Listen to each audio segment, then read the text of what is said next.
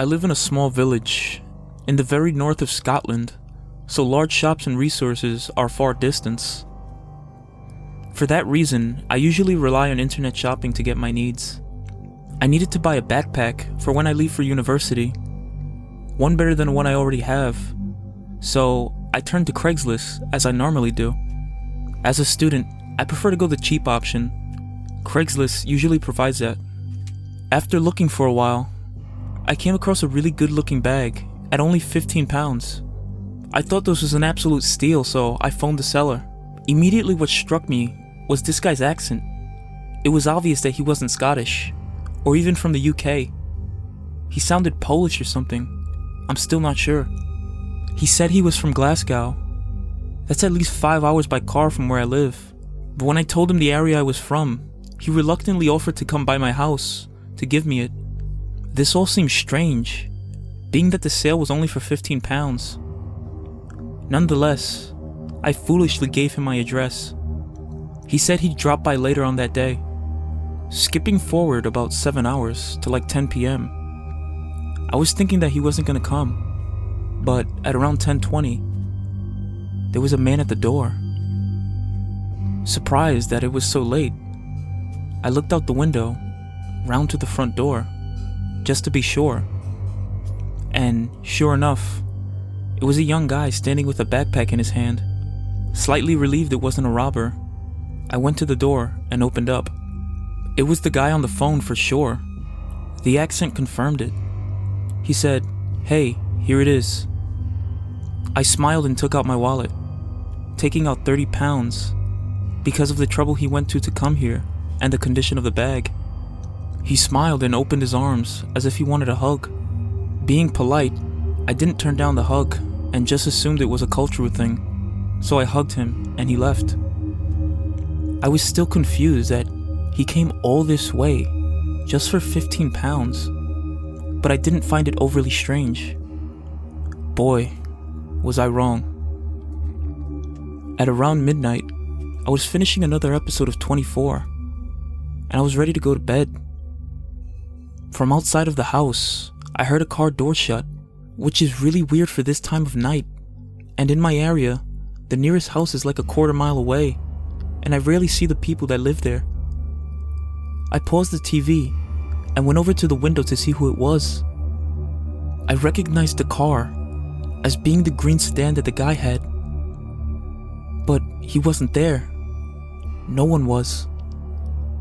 It was at that point when I heard the back gate opening. I fucking nearly shit myself.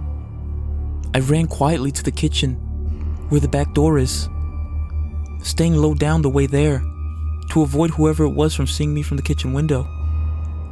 I usually don't lock the doors till I go to bed, so both were still unlocked. I grabbed the keys from the counter and quickly locked the door. As I did, I got a fright from the security light turning on in the back garden. It's a motion sensor that turns it on. I looked up to see that it was him again. He had a creepy smile on his face. No teeth showing, just a smile. I stood up and shouted, "Whoa, dude, what the fuck are you doing back there?"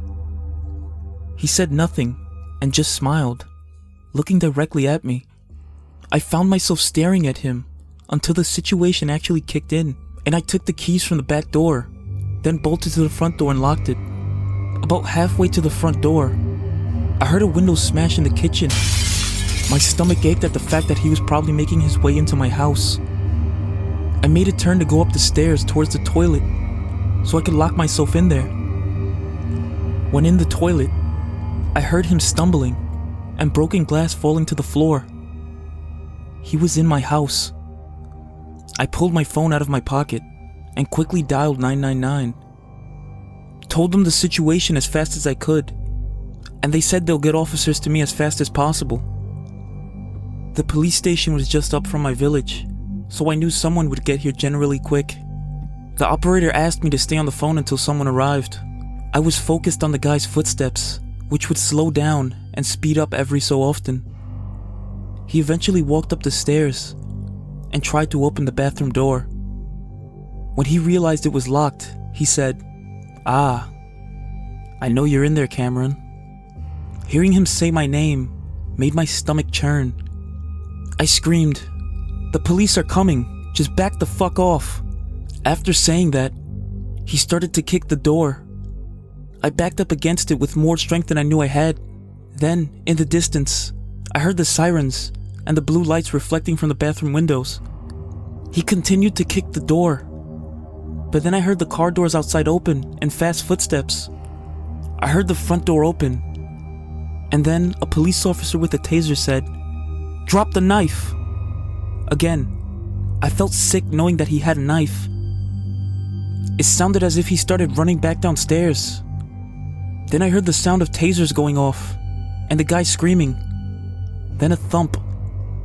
After he came through, they officially arrested him for attempted murder and trespassing. I have pressed charges, but the fact is, he won't get any more than 7 months in jail. After that, he'll be free to come right back. I am now trying to sell my house to get out of there as fast as possible.